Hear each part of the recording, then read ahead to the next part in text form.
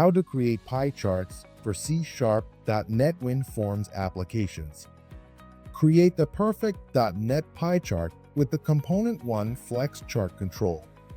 FlexChart includes FlexPie, a separate component that enables you to quickly render pie and donut charts in your .NET applications.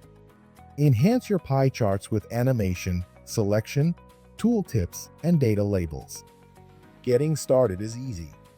Open up your .NET Windows Forms application in Visual Studio and add the c1.win.flexchart package. Other packages can be found for WPF, WinUI, Blazor, .NET MAUI, and ASP.NET Core. Drag the FlexPie control from the toolbox and begin by docking the control in the parent container. To create a donut chart, set the inner radius to a percentage value between 0 and 100. You can set the slice offset, starting angle, and color palette from the designer smart tag without writing any code. For data binding, you can set the binding value property to the numeric field and the binding name property to the category field from your data source. You can also add data labels, a header and footer, and customize the legend position from the smart tag by navigating to the chart element settings.